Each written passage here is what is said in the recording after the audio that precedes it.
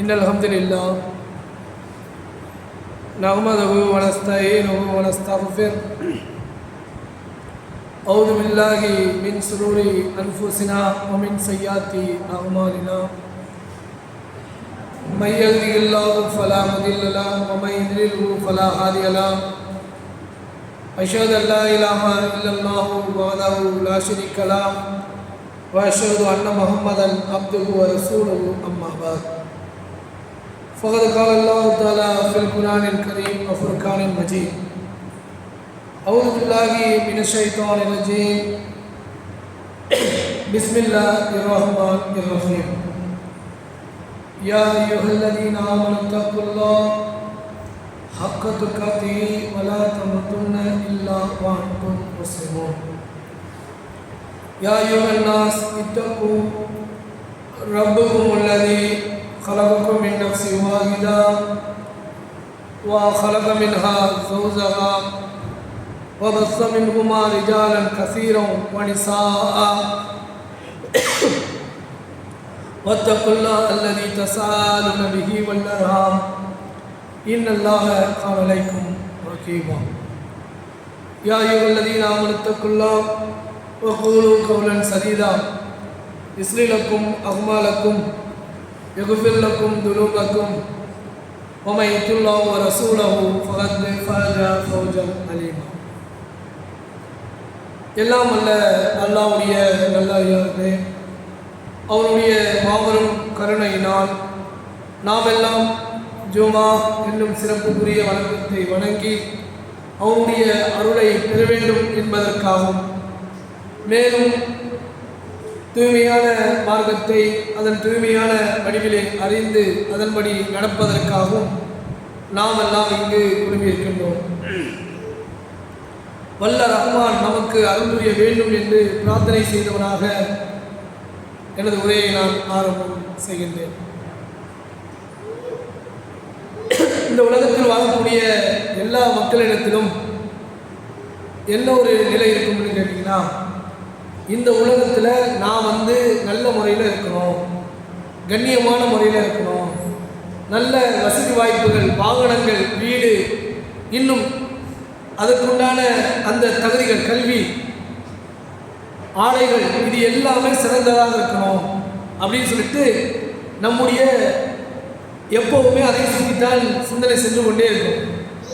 இந்த உலகத்தில் வெற்றியடைய வேண்டும் என்று சொன்னால் நாம் அதற்காக ஒரு இலக்கை நிர்ணயிக்க வேண்டும், அதற்காக கனவு காண வேண்டும் என்றெல்லாம் நமக்கு சொல்லுவாங்க. ஏன்னா ஒரு எண்ணம் வச்சாதான் அதுக்குண்டான முயற்சியை செய்ய முடியும். அந்த முயற்சி எப்படி இருக்கணும்? முழு மூச்சாக இருக்கணும், உறுதியானதாக இருக்கணும். எண்ணெய் வச்சு விட்டு முயற்சி பண்ணலன்னா, அதுக்கு உழைப்பு கொடுக்கலன்னா அந்த இலக்கை நாம் அடைய முடியாது. அப்போ இலக்கை நிர்ணயம் பண்ணணும், அந்த இலக்கை எப்பொழுதுமே சிந்தனையில் வைத்து கொண்டிருக்கணும். அதற்கான முயற்சிகளை கடுமையாக செய்தால் மட்டும்தான் கண்டிப்பாக அதை அடைந்து விட முடியும். முயற்சி செய்பவர் கண்டிப்பாக என்ன செஞ்சிருவார்? உழைப்பு கொடுப்பவர் கண்டிப்பாக அந்த இலக்கை அடைந்து விடுவார் என்பதை நாம் செய்து அதுக்கான முயற்சியில் இறங்கி கரெக்டாக விடாமுயற்சியாக செய்திருந்தோம்னா நாமளே அதை உணர்ந்திருக்கோம். இப்போ அதுபோன்று நம்முடைய உலகத்தில் ஒரு இலக்கை நிர்ணயிப்பது போல நமக்கு இறுதியான ஒரு இலக்கு இருக்கிறது. அந்த இலக்கை நாம் நிர்ணயம் செய்யவில்லை என்று சொன்னால் நாம் நஷ்டவாளிகளாக போயிடுவோம். அது என்ன இலக்கு? எல்லா மனிதர்களுக்கும் மரணம் இருக்கிறது, மரணத்துக்கு பிறகு ஒரு வாழ்க்கை இருக்கிறது என்று குர்ஆனும் நபிமொழியும் தெல்ல தெளிவாக சொல்கிறது. யாரெல்லாம் இந்த இலக்கை பற்றி ஆசை வைக்கிறாரோ, கண்டிப்பாக நான் சொர்க்கம் போகணும், நரகத்துக்கு போய்விடவே கூடாது என்று இந்த இலக்கை யார் நிர்ணயம் செய்கிறாரோ அவர் அதை நோக்கி பயணிக்கிறதுக்குள்ள வாய்ப்பு என்னவா இருக்கு? குர்ஆனா இருக்கு. குர்ஆனுடைய அந்த சொல் செயல் அங்கீகாரமா நபிமொழியா இருக்குது.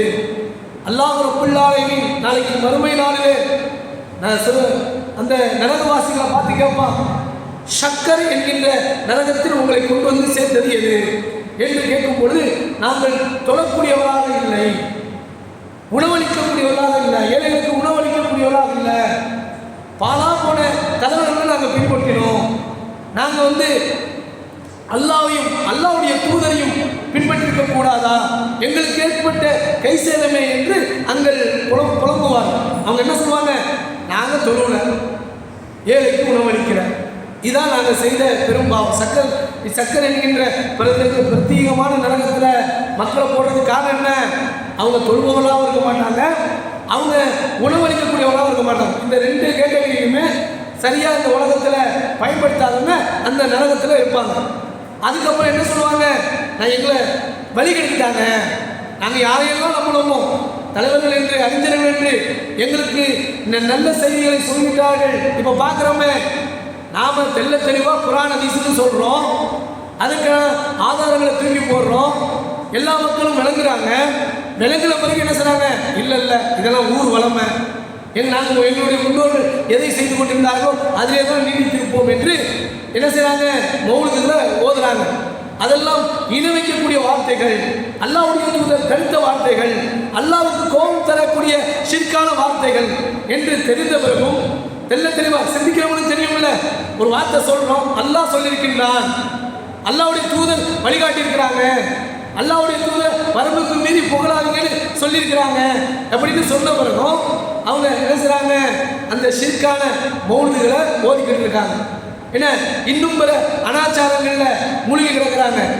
நாளைக்கு மறுமை நாள் தம்பிங்களா, கவனிங்க தம்பி, கவனிங்க, விளையாடாதீங்க, முன்னாடி உட்காருங்க.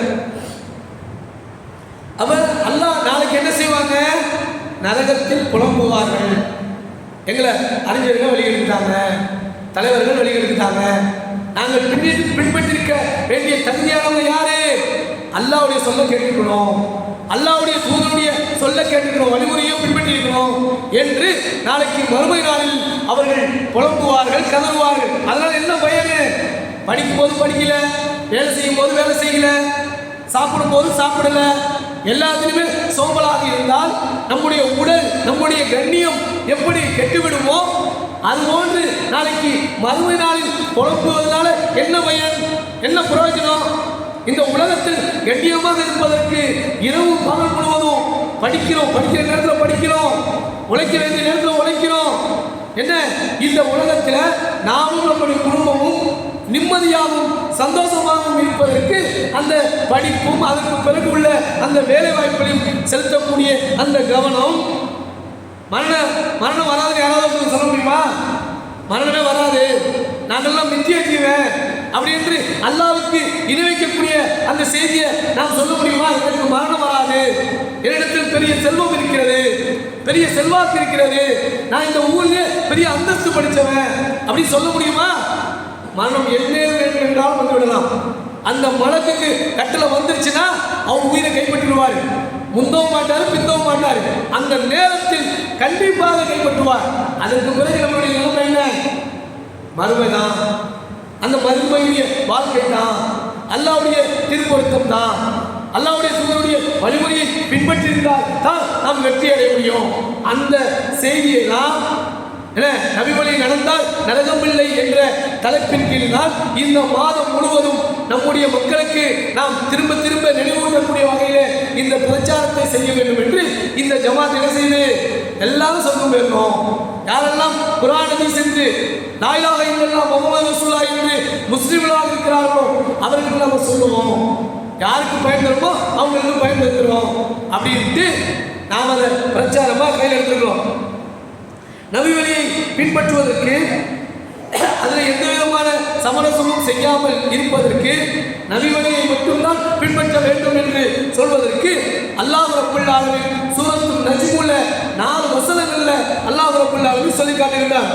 வன் நஜ்மு இதா ஹவா மா தல்ல சாயிபுக்கும் வமா ஹுவா வமா யன்திகு அனில் ஹவா இல் ஹுவா இல்லா வஹீயும் ஹுவா என்று 4 வசனங்கள் என்ன சொல்றான்? முதல்ல சொல்றான், நட்சத்திரம், இந்த நட்சத்திரம் இருக்குது அது மறந்துடும், இரவுல மட்டும் சில நேரங்கள் தெரியும், சில நேரங்கள் தெரியாது, இரவு மட்டும்தான் அந்த நட்சத்திரம் தெரியும், அது மறைந்து விடுகிறது, அதன் மீது சத்தியம் என்று சொல்கின்றேன். உங்கள் தோழர் முகமது பாதை மாறவும் இல்லை, வழிகளவும் இல்லை, அவர் மனைச்சப்படி பேசுவதும் இல்லை. எப்படி சொல்றான்? அல்லாஹ் சத்தியமிட்டு சொல்றான். இந்த இரவுல நட்சத்திரங்கள் எப்படி ஒளிந்து மறைகிறதோ அதன் மீது சத்தியமிட்டு சொல்கிறேன்.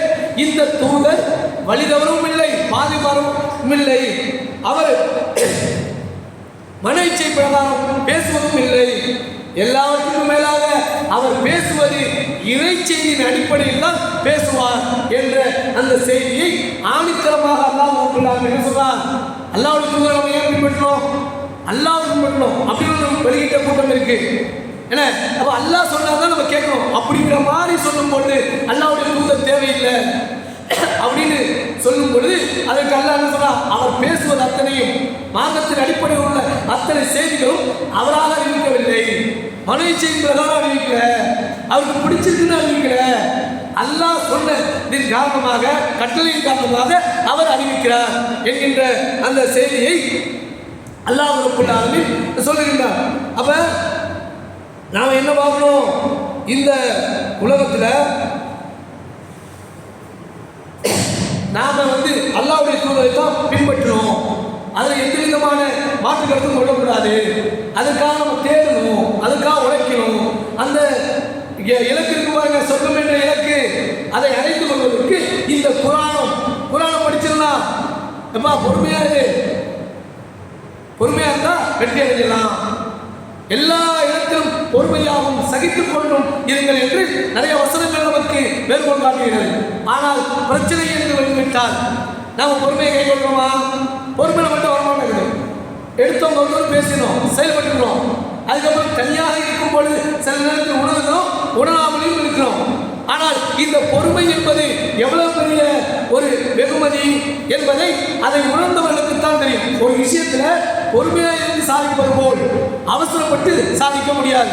ஆகா, இந்த வார்த்தை பேசாமல் இருக்கலாமே, இந்த செயலை செய்யாமல் இருக்கலாமே என்றெல்லாம் நாம் சொல்லுவோம். அல்லாஹ் ரப்பல் ஆலமீன் சொல்கின்றார். என்ன சொல்றார்? பொறுமையை கொண்டும் தொழுகையை கொண்டும் உதவி தருங்க. பொறுமையுடையவர்கள் வெற்றி பெறுவாங்க. இது யாருக்கு இலகுவா இருக்கும்? யாரை அல்லாஹ்வை அஞ்சுகிறார்களோ அவர்களுக்கு இலகுவா இருக்கும். யார் அல்லாஹ்வை அஞ்சவில்லையோ, அல்லாஹ்வை நினைவுகூரவில்லையோ, நபி வழியை புறக்கணிக்கிறார்களோ அவர்களுக்கு இது பாரமாக இருக்கும் என்று அல்லாஹ் ரப்பல் ஆலமீன் குறிப்பிடுகிறார். ஏன் இந்த பொறுமை? ஒரு விஷயம் இருக்கிறது, நடந்து போட்டோம், இது கொஞ்சம் நிதானமாக இருப்போமே. என்ன அல்லாஹ் சொல்லியிருக்கிறான்? எப்படி நபிகள் ஸல்லல்லாஹு அலைஹி வஸல்லம் அவர்கள் வழிகாட்டியிருக்கிறாங்க என்று நாம் சிந்தித்தோம் என்று சொன்னால் அதை பொறுமையாக இருக்கோம்னு சொன்னாங்க. வேற வழி இல்லை. பொறுமையாக இருக்கு அல்லாஹ் சொல்லிட்டான், ஆனாலும் பொறுமையாக இருக்க முடியல. அல்லாஹ்வா பொறுமையாக இருக்கிறோமே.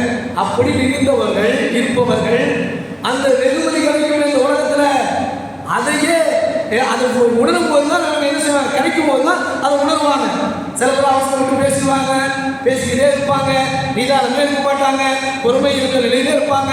பார்த்தா அவங்க மட்டும்தான் பெரிய அறிவாளி மாதிரியும் திறமசாலி மாதிரியும் காட்டிக்குவாங்க. ஆனால் அவரால் என்ன நன்மை ஏற்படும்? அவருக்கு முதல்ல பிறருக்கு ஏற்படுத்துவது அப்புறம் அவருக்கு என்ன நன்மை ஏற்படும்? ஒருத்தர் அவசரப்பட்டு பேசிக்கிட்டு இருக்காரு, பொறுமை எந்த நிலையில் இருக்காரு. நாம் அவருக்கு என்ன சொல்லுவோம்? இவ்வளவு அவசரக்காரங்க, பொறுமையே கொஞ்சம் கூட கிடையாதுங்க, அதனால தான் அவருக்கு நல்ல நெருக்கடி ஏற்படுது, இப்படி என்றெல்லாம் நாம் பேசுவோம். அப்ப பொறுமையுடையவர் அல்லாஹ்விடத்தில் உதவி தருகிறார், பொறுமையோடு இருக்கிறார், அல்லாஹ் கண்டிப்பா தருவான். அல்லாஹ்வை தவிர கொடுப்பதற்கு யாரும் இல்லை. தேவையான அனைத்தையும் பூர்த்தி செய்பவன் அல்லாஹ் என்ற நிலையிலே யார் பொறுமையோடு இருக்கிறாரோ, உதவி தேடிக்கொண்டு அவர் கண்டிப்பாக அதனுடைய பலனை அடைந்து கொள்வார் என்கின்ற அந்த செய்தியை குர்ஆன் நமக்கு தெள்ள தெளிவாக காட்டுது. அதே போன்று அல்லாஹ் ரப்பல் ஆலமீன் சொல்றான், சூரத்துல் அஹ்ராஃப்ல சொல்றான், சயதக்கரு மையஷா, இறைவனை அஞ்சுபவன் தான் படிப்பினை பெறுவான். நிறைய அறிவுரைகள் வந்து கொண்டே இருக்கும். என்னடா எப்போ பார்த்தாலும் அறிவுரையா? ஸ்கூலில் போனால் வாத்தியார் அறிவுரை, வீட்டுக்கு வந்தால் பெற்றோர்களுடைய அறிவுரை, நல்ல நண்பர்கள் நல்ல செய்திகளை சொல்லி அறிவுரை, எங்கே இருந்தாலும் எனக்கு அறிவுரை சொல்வதே வேலை அவர்களுக்குலாம் இப்படி எரிச்சல் பண்ணுவோம். ஆனால் அறிவுரை என்பது எவ்வளவு பெரிய அருள் தெரியுமா? நாம் நமக்கு பிரச்சனை வரும்போது நம்முடைய சிந்தனை திறன் குறைந்துவிடும். நமக்கு தேவை வரும்போது என்ன கரெக்டாக செய்யணுங்கிற அந்த தெளிவு கிடைக்காது. அப்போ கூட இருக்கக்கூடிய உறவினர்களோ அல்லது நண்பர்களோ அதே போன்று நம்முடைய ஆசான்களோ நமக்கு நல்லதை சொல்லும் பொழுது எரிச்சல் படாமல் நாம் கேட்டுக்கொண்டோம் என்று சொன்னால் நம்ம என்ன ஆயிடுவோம்? நாம வெற்றி விடுவோம். அதிலிருந்து அந்த தீமையிலிருந்து விலகிக் கொள்வோம். அதுக்கு மேலாக அல்லாஹ் ரப்பல் ஆலமீன் சொல்றார், இந்த திருமறை இருக்கிறதே உங்களுக்கு தெள்ள தெளிவாக வழிகாட்டும். நீங்க கேட்கக்கூடிய கேள்விகளுக்கு இது பதில் அளிக்கும். சரி, அறிவுரை இதில் இருக்கிறது, நடைமுறை எப்படி சாத்தியம் என்று சொன்னால் அல்லாஹ்வுடைய தூதர் எல்லாவற்றுக்கும் வழிமுறையை சொல்லி என்ன செஞ்சிருக்காங்க? வழிகாட்டிருக்காங்க. நடந்து சொல்றோம். பழிவாங்காத அப்படின்னு குர்ஆன் சொல்லுது. பழிவாங்குவதை விட மன்னிப்பது தான் சிறந்தது.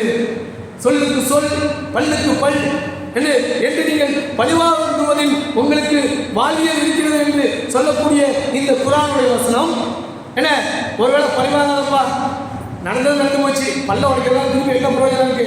பேசாம அதுக்கு பகரமா உனக்கு ஆன செலவோட கொஞ்சம் சேர்த்து கூடுதலாக பணத்தை வாங்கிக்க, ஈட்டு தொகையை வாங்கிக்க அப்படின்னு குர்ஆன் சொல்லுது. அதுவும் முடியல, அதுவும் வேணாம்ப்பா, நீ மன்னிச்சிரு, அதுதான் சிறந்தது என்று இஸ்லாம் என்ன சொல்லுது? குர்ஆன் என்ன சொல்லுது? நமக்கு சொல்லுது, பழிவாங்குவதில் உங்களுக்கு வாழ்வாகவும் இருக்கிறது, அல்லது ஈட்டு தொகை வாங்கிக்கலாம் பதிலுக்கு பதில், அல்லது அதை விட சிறந்தது மன்னிப்பது என்று குர்ஆன் சொல்லுது. இப்ப மன்னிக்கிறதுக்கு நம்ம மனசு வருமா? ஒருத்தன் திட்டி விட்டாங்க நம்ம நாடு, இல்லை அடிச்சு விட்டான், நம்மகிட்ட இருந்து ஏதாவது அபகரிச்சுட்டான், நம்மளுடைய உள்ளம் முழுவதும் கோபம் கொப்பளித்து கொண்டு இருக்கோம். என்னடா இப்படி நடந்து போச்சு, எப்படி நடக்கலாம், எப்படி நடத்தலாம் அப்படின்னு சொல்லிட்டு நம்ம கோபத்திலேயே கொத்தளிச்சுக்கிட்டு இருப்போம். ஆனால் குர்ஆனுடைய வசனங்களை கேட்டு மன்னிப்பது தான் சிறந்ததுன்னு சொல்லியிருக்கிறாங்க. மன்னிச்சு பார்ப்போமே அப்படிங்கிற அந்த எண்ணம் நமக்கு மன்னித்தால் நம்முடைய கண்ணியம் மேன்மை எப்படி இருக்கும்? நபிகள் நாயகம் ஸல்லல்லாஹு அலைஹி வஸல்லம் அவர்கள் சொன்னது மட்டுமல்ல, மன்னிக்கவும் செய்தார்கள். சில பேர்கள்லாம் என்ன செஞ்சாங்க? மக்கா வெற்றியின் போது இவர்களெல்லாம் கொல்லப்பட வேண்டும், மக்காவுடைய திரைச்சிலையை பிடித்து கொண்டு அதன் அடக்கலத்தை இருந்து கொண்டு அதோடைய அடக்கலத்தில் இருந்துக்கிட்டு காப்பாற்றுங்கன்னு கத்துறாங்க, விடாதீங்க, வெட்டிடுங்க அப்படின்னு சொன்னாங்க. சில பேர்கள் சொன்னாங்க, என்ன முன்னாடி என்ன பண்ணாரு? அபூ சுஃபியான் இஸ்லாத்தை ஏற்றுக்கிறார். பார்த்தோன்னே அது சாதாரண நபரா? இஸ்லாத்துக்கு எவ்வளவு இடையூறும் இன்னல்களும் வந்திருக்கிறார். முக்கியமான தலைவரெல்லாம் கொள்வதற்கு காரணமாக இருந்த ஒரு படை தளபதி அவர் முன்னாடியே மன்னிச்சிருந்தாங்க. யாரை முக்கியமாக பண்ணாங்க? ஹம்சா ரலியல்லாஹு அன்ஹு. யாரவங்க? நபியுடைய சிறிய தந்தை. அது மட்டுமல்ல, பால்குடி சகோதரர். இப்படி இரண்டு உறவுகள் இருக்கக்கூடிய ஒரு நபரை அங்கங்களை எல்லாம் சிதைத்துக் கொண்டார்கள். அப்ப அல்லாஹ்வுடைய தூதர் இது போன்று பல நபர்களை கொண்ட அந்த மக்காவில் உள்ள நபர்களை அவங்களெல்லாம் கொண்டுடுங்க அப்படின்னு இருந்தாங்க. அந்த ஹம்சா ரலியல்லாஹு அன்ஹு அவர்களை கொன்னதுல முக்கியமான பங்கு வகிச்சவங்க யாரு? இந்த அபூ சுஃபியான். அவர் இஸ்லாம் முன்னாடி ஏற்றுட்டார். பார்த்தாரு, ஏற்றுக்கிட்டாரு வேற வழியில் இருக்கு. அதுக்கப்புறம் ஹிந்து அவங்களுடைய மனைவி, அதுக்கப்புறம் வகிஷி என்கின்ற ஒரு கருப்பிடத்தை சார்ந்த அடிமை.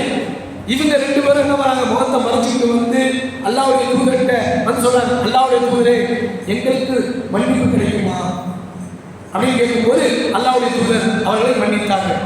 மன்னிச்சுட்டு வகிஷிட்ட சொன்னாங்க, நீங்க என்கிட்ட முகத்தை அடிக்கடி கொண்டு வராங்க, நான் ஏதாவது உங்களுக்கு அநீதி இழைச்சி விடுவேன் என்று நான் அல்லாஹ்வை ஏற்றுகின்றேன் அப்படின்னு மட்டும் சொன்னாங்க. ஏன்? ஒரு சகோதரனை, ஒரு சிறிய தந்தைங்கிற உறவு இருக்கக்கூடியவரை கொண்டிருக்கிறாங்க. கொண்ட கொள்கைக்காக போர் செய்தார். இவர்கள் எதிரியாக இருந்து கொண்டார்கள். அப்படி இருந்தும் அல்லாஹ்வுடைய தூதர் அவர் கலிமாவை சொல்லி இஸ்லாத்தை ஏற்றுக்கொண்டு அவர்களை மன்னிச்சதை நம்ம பார்க்கணும். பழி வாங்கலாம். அல்லாஹ்வுடைய தூதர் எதையெல்லாம் சொன்னார்களோ பொறுமையாக இருங்கன்னா பொறுமையாக இருந்தாங்க, சகித்துக் கொள்ளுங்கன்னா சகித்துக்கிட்டாங்க. அதே போல மன்னிக்க சொன்னாங்கன்னா அவங்க மன்னிச்சாங்க. என்ன? பொய் பேசாமல் இருங்கள் என்று சொன்னால் பொய் பேசாமல் இருந்தாங்க. பிறருக்கு உபகாரம் செய்யுங்கள் என்று சொன்னால் உபகாரம் செய்தார்கள். அவர்கள் எல்லாவற்றிற்கும் இந்த உலகத்தில் எதெல்லாம் நற்குணமாக இருக்கிறதோ, எதெல்லாம் முன்னோடியாக இருக்கிறதோ அத்தனைக்கும் அவர்கள்தான் முன்மாதிரி. அழகிய உதாரணம் அவங்க தான். அழகிய உதாரணமாகவும் அழகிய முன்மாதிரியாகவும் அல்லாஹ்வுடைய தூதர் இருந்தாங்க. அதுதான் குர்ஆனாக இருக்கிறது. அப்படி அவங்களுடைய வார்த்தையை நம்ம கேட்கணும்னு சொன்னா நம்ம என்ன ஆயிடுவோம்? மேன்மை அடைஞ்சிடுவோம். நம்ம இறைவனை அஞ்சுவோம்னா படிப்பினை பெறுவான். அது யார் அதுலேருந்து விலகிக்குவா? இந்த அறிவுரையை கேட்கவே இல்லை. அவனா யாரு? துர்பாக்கியசாலியா? அல்லாஹ் சொல்றான், துர்பாக்கியசாலி அதுலேருந்து விலகி கொள்வான். அறிவுரை சொல்லும் போது இது எதுக்கு சொல்றாருன்னு எச்சரிக்கை பண்ணுவான். அறிவாளி என்ன பண்ணுவான்? இல்லை, நமக்கு அறிவுரை தேவைதான், அவர் சொல்றதுல கூடவும் இருக்கலாம், குறைஞ்சவும் இருக்கலாம். பெற்றோர்களாக இருந்தாலும், உறவினர்களாக இருந்தாலும், நண்பர்களாக இருந்தாலும், அதே போன்று நம்மளுடைய கூட வயசுல மூத்தவங்க, அனுபவசாலிங்க, அறிஞ்சவங்க, அவங்க சொல்றப்ப எப்போ பார்த்தாலும் சொல்லிட்டு இருக்காங்கன்னு நினைக்காம அவங்க சொல்றதுல நல்லதுக்கு தான் எடுத்துக்க வேண்டியது. அறிவுரை தான் சொல்றாரு, நல்லதுக்கு தான் சொல்றாரு, கேட்டுக்குவோம் அப்படிங்கிற அடிப்படையில் நாம் எடுத்துக்கிட்டோம்னு சொன்னால் நமக்கு என்ன ஆகும்? அந்த அறிவுரை நமக்கு பயன் தந்துவிடும் என்று அல்லாஹ் ரப்பல் ஆலமீன் சொல்கின்றார். அதே போன்று சொல்றார், தூய்மையாக வாழ்பவன் வெற்றி பெற்று விட்டான். என்ன தூய்மை? அல்லாஹ் ரப்பல் ஆலமீன் சொல்கின்றார், யார் உண்மை பேசக்கூடியவர்களாக இருக்கிறார்களோ, யார் பொறுமையாளர்களாக இருக்கிறார்களோ, யார் கட்டுப்படக்கூடியவர்களாக இருக்கிறார்களோ, அதில் உறுதியாக இருக்கிறார்களோ அவர்கள் தான் என்ன செய்ய முடியும்? வெற்றி பெற முடியும். தொழுகையால் வெற்றி அடைஞ்சிருவான், உண்மை பேசக்கூடியவன் வெற்றி அடைஞ்சிருவான். அதுக்கு என்ன சரத்து? தொழுகிறதாக இருந்தாலும், உண்மை பேசுவதாக இருந்தாலும் அதுக்கு என்ன சரத்து? உறுதியாக இருக்கணும்னு சொல்றோமே, அது யார் உறுதியாக இருப்பா? அல்லாஹ்வை உண்மையாகவே நம்பக்கூடியவர்கள் தான் உறுதியாக நிற்பாங்க. அல்லாஹ் தூதர் சொன்னாங்க இல்லையா, வெற்றி என்பது அருகாமையில் இருக்கிறது, நீங்கள் பொறுமையாக இருங்கள் என்று நெருக்கடி ஏற்படும் போது தங்களுடைய தோழர்களுக்கு சொன்னார்களே, அந்த பொறுமையோடு இருந்து உறுதியாக இருக்கிறார்களே, உண்மையாளர்களாகவும் இருக்கிறார்களே. அல்லாஹ் பல இடங்களில் குறிப்பிடுகிறார், நம்பிக்கையாளர்கள், உண்மையாளர்கள் என்று மூமின்களை பார்த்து சொல்கின்றார், முஸ்லிம்களை பார்த்து சொல்கின்றார். யார் நம்புறாங்களோ, உண்மை பேசுறாங்களோ அவங்க தான் யாரு? உண்மையாளர்கள், உண்மை பேசுபவர்கள், நம்பிக்கை கொண்டவர்கள் என்று சொல்லலாம். அவங்க வெற்றி பெறுவாங்க. தூய்மையாக வாழ்ந்தவன் வெற்றி பெறுவான். அவன் தனது இறைவனின் பெயரை நினைத்து தொழுதான் என்று அல்லாஹ் ரப்பல் ஆலமீன் குறிப்பிடுகின்றான். அதே போன்று என்ன சொல்றாங்க? அவன் இறைவனின் பெயரை நினைத்து தொழுதான். அதுக்கப்புறம் யார் இந்த உலக வாழ்க்கையை தேர்வு செய்கிறார்களோ அவர்களுக்கு என்ன இல்லை? சிறந்தது இல்லை. அந்த மறுமையை நினைச்சு சொல்கிறோம், வெற்றி பெற்றலாம். இவ்வுலக வாழ்க்கையை தேர்வு செய்கிறீர்கள், மறுமையே சிறந்ததும் நிலையானதுமாக இருக்கிறது. இது என்ன இருக்கு? முந்தைய வேதங்களும் என்ன சொல்லப்பட்டிருக்கு? ஆதம் அலைஹிஸ்ஸலாம் அவர்களில் இருந்து ஈசா நபி வரைக்கும் இருக்கக்கூடிய அத்தனை நபிமார்களுக்கும் இறக்கப்பட்ட செய்தி என்ன? அல்லாஹ்வை நம்பு, அல்லாஹ்வை தொழுவு, தூய்மையான வாழ்க்கையை வாழு. இந்த வாழக்கூடிய இந்த வாழ்க்கையில நீங்கள் மனேச்சைகளை பின்பற்றாதீங்க. எதை எடுத்தாலும் ரெண்டு வழி இருக்கு. அல்லாஹ்வுடைய கட்டளை இன்னொன்று, அதற்கு எதிர்மறையாக இருக்கக்கூடிய ஷைத்தானுடைய வார்த்தையாக இருக்கக்கூடிய மன இச்சைகள். எதை எடுத்துக்கொண்டாலும் போய் பேசுறது அல்லாஹ் சொன்ன வார்த்தையா? என்ன, இந்த உலகத்திலே எப்படி வேண்டும் என்றாலும் வாழ்ந்துகொள், வணக்க வழிபாடுகளை விற்று வாழ்வியல் முறையில உனக்கு எதெல்லாம் பிடிச்சிருக்கோ ஆட்டம் போட்டுக்க அப்படின்னு சொல்றானே சைத்தான். அந்த வழியை தேர்ந்தெடுத்தோம்னா நமக்கு என்ன கிடைக்கும்? ஆரம்பத்திலேருந்து பாருங்க, ஆரம்பத்திலேருந்து பார்த்தா பல சமுதாயங்களை அல்லாஹ் ரப்பல் ஆலமீன் அழித்து விட்டதாக சொல்கின்றார். இறுதி சமுதாயமான முகமது நபி ஸல்லல்லாஹு அலைஹி வஸல்லம் அவர்களுக்கு இறக்கப்பட்ட அந்த வேதத்திலே எல்லா தகவலும் முன்னெடுக்கி இருக்கிறது. என்ன, ஒவ்வொரு சமுதாயமும் எப்படி அவர்களுக்கு கொடுக்கப்பட்ட செல்வம் என்ன, செல்வாக்கு என்ன, யார் கட்டுப்பட்டாங்க, யார் ஆணவம் பண்ணாங்க, அல்லாஹ்வுக்கு அடிபணிந்து மறுத்தாங்க, அவங்க யாரு என்பதையெல்லாம் அல்லாஹ் ரப்பல் ஆலமீன் தெளிவாக சொல்றான். அப்ப இந்த உலகத்துல யார் கட்டுப்பட்டு நடக்கிறாரோ அவருக்கு என்ன இல்லை? நெருக்கடி இல்லை. நெருக்கடி இருக்கிற மாதிரி இருக்கும், ஆனால் நெருக்கடி தீர்ந்து போடும். யார் இந்த உலகத்தை வாழல, நான் இஷ்டத்துக்கு இருப்பேன், எனக்கு யாரும் தடுக்க முடியாது, எனக்கு செல்வமும் செல்வாக்கும் இருக்கிறது என்று வாழ்ந்து கொண்டிருக்கிறார்களோ மனைச்சியின் பிரகாரம் அவங்களுக்கு யாரும் தடுக்கிற மாதிரி இருக்காது. ஆனால் உள்ளத்துல நிம்மதியே இருக்காது, தீர்வு கிடைக்காது. எல்லாம் இருக்கு, செல்வம் இருக்கிறது, எனக்கு பெரிய பாரம்பரியம் இருக்கிறது, எனக்கு பிள்ளைகளும் இருக்கிறது, செய்வதற்குரிய எல்லா காரண காரியங்களும் எனக்கு இலகுவாக அமைந்திருக்கிறது, ஆனால் நிம்மதி இல்லை, நிம்மதி இல்லை, நிம்மதி இல்லை என்று சொல்லக்கூடியவர்கள் தான் பெரும்பாலான மக்கள். இப்ப ஏகத்துவ சிந்தனை இருப்பவர்களுக்கும் நிம்மதி இல்லை என்ற செய்தி வரும். ஆனால் அவருக்கு ஒரே ஒரு செய்தி இறுதியாக அல்லாஹ் இருக்கிறான். இந்த உலகத்தில் நமக்கு எது கிடைத்தாலும் கிடைக்காவிட்டாலும் மறுமையிலே மிகப்பெரிய பாக்கியம் இருக்கிறது, சொர்க்கம் இருக்கிறது, நரகத்திலிருந்து நாம் பாதுகாப்பு பெற்றுவோம். இங்கே யார் மனைவிச்சிகளின் பிரகாரம் இருக்கிறார்களோ அவர்கள் தான் நரகத்துக்கு போவார்கள் என்ற அந்த ஒரு எண்ணோட்டம் நம்முடைய உள்ளத்தில் திரும்ப திரும்ப அசை போட்டு கொண்டே இருக்கும். நான் சொந்தத்துக்கு போயிடுவேன், அல்லாஹ் நான் சொந்தத்துக்கு கொண்டு போயிடுவான், நான் பொறுமையா இருக்கேன், அல்லாஹ்வை சார்ந்து சார்ந்து இருக்கிறேன், என்னால் இயன்ற அளவுக்கு அல்லாஹ்வுக்கு கட்டுப்பட்டு நடக்கிறேன் என்கிற அந்த எண்ணோட்டம் நம்மளை என்ன செஞ்சிடும், நம்மள ஆர்வப்படுத்தணும். அல்லாஹ்வை பற்றி முழுமையாக தெரியாதவங்க குழப்பத்திலேயே இருப்பாங்க, சைத்தான் ஊசலாட்டத்தில் மாட்டிக்கிட்டே இருப்பாங்க, அங்கே அதுலேருந்து வெளியிலேயே வரமாட்டாங்க. தீர்வு தெளிவாக இருக்கிறது, குர்ஆன் இருக்கிறது, அதற்கு விளக்கமாக நடைமுறையாக நபிகள் நாயகம் ஸல்லல்லாஹு அலைஹி வஸல்லம் வழிமுறை இருக்கிறது. இதை என்றும் பற்றி பிடித்தால் நமக்கு இந்த உலகத்திலும் பிரச்சனை இல்லை, மறுமையிலும் நாம் மரணத்துக்கு பிறகு நம்ம எதிர்பார்த்துக்கிட்டே இருக்கலாம். மரணம் எப்போ மரணம் வந்துச்சா கண்டிப்பாக நம்ம தப்பிச்சிருவோம், அல்லா மன்னிச்சிருவோம், அல்லா கருணையார், கண்டிப்பாக நம்ம சொந்தத்துக்கு வருவோம். அப்படிங்கிற எண்ணோட்டம் நம்முடைய உள்ளத்திலே ஆழமாக பதிய வைக்கப்பட்டு விட்டால் நாம் என்ன பண்ண வேண்டியதில்லை, கவலைப்பட வேண்டியதில்லை. எல்லாத்துக்கும் அல்லாத உதவி தருவோம். அல்லா இதை விட்றா அல்லா, அதை விட்றா அல்லா, எனக்கு நெருக்கடியாக இருக்கிறா, என்னை பாதுகாத்துறா அல்லா, எனக்கு இந்த நெருக்கடிக்கெல்லாம் பத்திரமா எனக்கு நன்மையை கொடுத்ததா அல்லா, என்னுடைய பாவத்தை மன்னிச்சதா அல்லா, இப்படி என்று நாம் கேட்கக்கூடியவர்களாக மாறிவிடுவோம். அப்படிப்பட்ட மக்களிலே அல்லாஹ் ரப்பல் ஆலமீன் நம் அனைவரையும் மாற்ற வேண்டும் என்று கூறி எனது முதல் முறையை நான் நிறைவு செய்கிறேன்.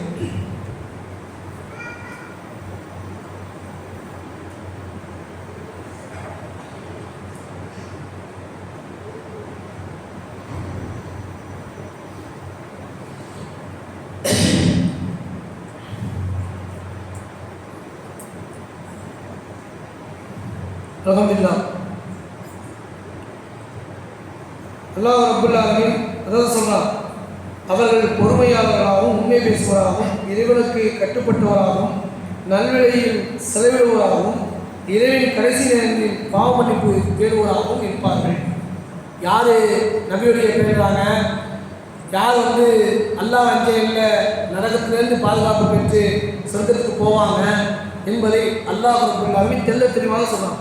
அவர்கள் பொறுமையாளர்கள், அவங்கள்ட்ட எல்லாரும் எதை எடுத்துக்கொண்டாலும் அவர்கள் அவசரமாக அணுக மாட்டாங்க. இவ்வளவு நெருக்கடியாக இருந்தாலும் சார் பொறுமையாக அணுகுவாங்க. ஏன்னா அவர்கள் உண்மை பேசுவாங்க, எந்த நெருக்கடி வந்தாலும் பொறுமையாகவும் இருப்பாங்க, அவசரப்பட்டு போய் பேச மாட்டாங்க, உண்மையாக இருப்பாங்க. அதுக்கப்புறம் இறைவனுக்கு கட்டுப்படுவாங்க, தங்களுக்கு கிடைச்ச பொருளாதாரத்தை நல்வழியில் செலவிடுவாங்க. எல்லோரும் தூங்கி கொண்டிருக்கக்கூடிய நேரத்திலே அவர்கள் எழுந்திருத்து என்ன செய்வாங்க, தொழுவாங்க. சொல்றாங்கல்ல, அல்லாஹ்வுடைய தூதர் முன்பின் பாவங்கள் மன்னிக்கப்பட்டு அல்லாஹ்வுடைய தூதர் அவங்க என்ன பண்றாங்க, இரவுல எழுந்திருத்து கால் கடுக்க தொழுகிறாங்க. எந்த அளவுக்கு கால் வீங்கி விடுகிறது. அப்போ ஆயிஷா அம்மா அவர்கள் அது கேட்குறாங்க, அவங்க தான் அழைக்கிறாங்க, அல்லாஹ்வுடைய தூதரே, அல்லாஹ் தான் உங்களை முன்பின் பாவங்களை மன்னிச்சிட்டாங்க, நீங்கள் எதுக்கு இந்த அளவுக்கு அல்லாஹ்கிட்ட தொழுதுன்னா சாதாரண தொழுகையா? சூரத்துல் பக்ரா, சூரத்துல் ஆல் இம்ரான், சூரத்துல் நிசா என்று 3 அத்தியாயங்கள் ஒரே ரக்கத்தில் தொழுது, அதுக்கு ஏறக்குறைய சமமான அளவில் ருக்குவும் சஜ்தாவும் செஞ்சு தொழுகிறதுனா சாதாரண தொழுகையாது. அப்போ அந்த தொழுகை அல்லாஹ்வுடைய தூதருக்கு கடமையான தொழுகையாக இருந்தது. எப்படிப்பட்ட அல்லாஹ்வுடைய தூதர், முன்பின் பாவங்கள் மன்னிக்கப்பட்டு அல்லாஹ்வுடைய தூதர் அப்படி தொழுதாங்க. அப்போ இரவில் நின்று வணங்குவது அது உறுதிமிக்க காரியம். இரவில் நீங்கள் எழுந்திருத்து அல்லாஹ்விடத்தில் பாவ மன்னிப்பு தேடுவது அது ஏற்றுக்கொள்ளக்கூடிய பிரார்த்தனை என்றெல்லாம் அல்லாஹ்வுடைய ரப்பல் ஆலமீன் திருமறையில் சொல்கின்றார். அதே போன்று நமக்கு என்ன பண்ணுறாங்க, நபிகள் நாயகம் ஸல்லல்லாஹு அலைஹி வஸல்லம் வாழ்ந்து காட்டிட்டு போயிருக்காங்க. எதையெல்லாம் சொன்னார்களோ இந்த ஒட்டுமொத்த குர்ஆனில் எதெல்லாம் அறிவுரையாக இருக்கிறதோ, எதெல்லாம் அல்லாஹ்வுடைய கட்டளையாக இருக்கிறதோ, எதெல்லாம் நடைமுறைக்கு சாத்தியமாக இருக்கிறது, சாத்தியம் இல்லைன்னு நம்ம சொல்கிறோமே, அந்த சாத்தியம் அத்தனையும் நபிகள் நாயகம் ஸல்லல்லாஹு அலைஹி வஸல்லம் அவர்கள் தம்முடைய வாழ்நாளில் வாழ்ந்து காட்டிட்டு போயிருக்கிறாங்க. சும்மா சொல்லிட்டு போல எதை சொன்னார்களோ அவர்கள் அதை செய்தார்கள். அதே போன்றுதான் அல்லாஹ்வுடைய தூதரிடத்தில் படிப்பினை பெற்ற நேரடியாக பயிற்சி எடுத்த நபித்தோழர்களும் அப்படி இருந்தாங்க. குர்ஆனை ஓதுனாங்கன்னா அந்த குர்ஆனை அப்படியே செயல்படுத்தினார்கள். அப்படி செயல்படுத்துகிற வரைக்கும் அந்த இஸ்லாம் எப்படி இருந்துச்சு, எல்லா மக்களிடத்திலும் வேகமாக மேலோங்கிய நிலையில் இருந்துச்சு. சொன்னார்கள், செயலாற்றினார்கள். அப்போ நம்மளும் என்ன பண்ணணும், அது மாதிரி இருக்கணும். அல்லாஹ் சொல்றான், மூமினான ஆண்கள், மூமினான பெண்கள், என்ன அதே நம்பிக்கை கொண்டு, அதே போன்று உண்மை பேசும் ஆண்கள், உண்மை பேசும் பெண்கள், தொழுகையை பேணும் ஆண்கள், தொழுகையை பேணும் பெண்கள் என்றெல்லாம் எல்லாத்தையும், பார்வை தாழ்த்தும் ஆண்கள், பார்வை தாழ்த்தும் பெண்கள், கற்புகளை பேணும் ஆண்கள், கற்புகளை பேணும் பெண்கள் என்றெல்லாம் எல்லாத்தையும் வருஷப்படுத்துறான். தர்மம் செய்யக்கூடிய ஆண்கள், தர்மம் செய்யக்கூடிய பெண்கள் என்று எல்லாத்தையும் வருஷப்படுத்தி இதெல்லாம் நீங்கள் எச்சரிக்கையாக இருங்க, எதையும் அற்பமாக கருதுறாதீங்க. இந்த உலகம் அற்பத்திலும் அற்பமானது, கனவு காண வேண்டும், சொர்க்கம் தான் செல்ல வேண்டும். அதுக்கு என்ன வழிமுறைகளோ அதை எல்லாவிடத்தில் பிரார்த்தனை செய்யுங்கள். என்ன எப்போ எல்லா நேரத்தில் நம்ம சின்ன இருக்கணும், சாப்பிட்ற நேரத்தில், தூங்குற நேரத்தில், அது போகிற நேரத்தில், வர நேரத்தில், எது நடந்தாலும் நான் சொர்க்கத்துக்கு போயிடணும், என்னுடைய இலக்கு சொர்க்கம், நான் நரகத்துக்கு போய்விடவே கூடாது, நரகத்திலிருந்து அல்லாஹ் என்னை பாதுகாத்து விட வேண்டும். அல்லாஹ் நான் செய்த பாவம்லாம் மன்னிச்சிரு, என்னுடைய இயலாமை நிறையா இருக்கு, என்னிடத்தில் சோம்பேறித்தனம் இருக்கு, என்னிடத்தில் முடியாமல் இருக்குது, நான் இதெல்லாம் செய்யறேன், என்ன மன்னிச்சிரு, எனக்கு சொர்க்கத்தை கொடுத்துரு, என்ன பிடிச்சிடாத, எனக்கு சொர்க்கத்துக்கு செல்லக்கூடிய வழி இலகுவாக்கிடு என்று நாம் எல்லா நேரமும் எந்த நேரமெல்லாம் நம்ம நினைவுக்கு வருகிறதோ அந்த அத்தனை நேரங்களிலும் நாம் சொர்க்கத்தை கேட்டுக்கொண்டே இருக்க வேண்டும். அந்த சொர்க்கத்திலும் உயர்ந்த சொர்க்கமான ஜன்னத்துல் ஃபிர்தௌஸ் என்கிற அந்த சொர்க்கத்தையும் நாம் என்ன செய்யணும் கேட்கணும். நம்ம நினைக்கலாம், ஏன்னா சொர்க்கம் போகிற அளவுக்கு நம்ம என்ன வேலை செய்யணும், நம்ம தான் ஒன்றும் செய்யலையே அப்படின்னு ஒரு நியாயமான ஆளாக இருந்தால் நம்ம என்ன செய்யணும், நம்முடைய தவறுகளை நினைத்து நாம் சொர்க்கம் போடுவதற்கு வாய்ப்பு இல்லை அப்படின்னு நம்ம நினைக்கணும். நினைச்சிட்டு அல்லாஹ்ட்ட கேட்கணும், அல்லாஹ் எனக்கு வாய்ப்பு இல்லைதான், ஆனால் நீ நான் தான் கொடுத்துருவேன், சொர்க்கத்தை ஒன்றால் கொடுக்க முடியும், அதுக்கு முன்னால் வழிவகைகளும் செய்து கொடுத்துருவேன். ஏன்னா நபிகள் நாயகம் ஸல்லல்லாஹு அலைஹி வஸல்லம் அவர்கள் சொன்னாங்க, யாரும் அவருடைய அமல்களை கொண்டு சொர்க்கம் செல்ல முடியாது, அல்லாஹ்வுடைய கருணை பார்வை கொண்டுதான் சொர்க்கம் செல்ல முடியும் என்று சொல்லும்போது அங்கிருந்த நபித்தோழர்கள் கேட்டாங்க, அல்லாஹ்வுடைய தூதரே தாங்களுக்கும் அல்லாஹ்வுடைய கருணை வேண்டுமா என்று கேட்கும்போது ஆமா கருணை வேண்டும் என்று சொன்னாங்க. அப்ப அல்லாஹ்விடத்துல நாம் கருணையை கேட்கணும், பாவமன்னிப்பு கேட்கணும், அல்லாஹ்வுடைய நேர்வழியை கேட்கணும், சொர்க்கத்தை கேட்டுக்கொண்டே இருக்கணும். சொர்க்கத்திலும் உயர்ந்த சொர்க்கமான ஜன்னத்துல் ஃபிர்தௌஸை கேட்க வேண்டும். அப்படிப்பட்ட மக்களில் அல்லாஹ் ரப்பல் ஆலமீன் நம் அனைவரையும் ஆக்க வேண்டும், சொர்க்கத்துக்குரியவர்களாக நம்மளை ஆக்கணும். அந்த நேர்வழி கொடுக்கின்ற அந்த பிரார்த்தனையோடு எனது உரையை நான் நிறைவு செய்கின்றேன். வாகிதாவான அல்ஹம்துலில்லாஹி ரப்பில் ஆலமீன்.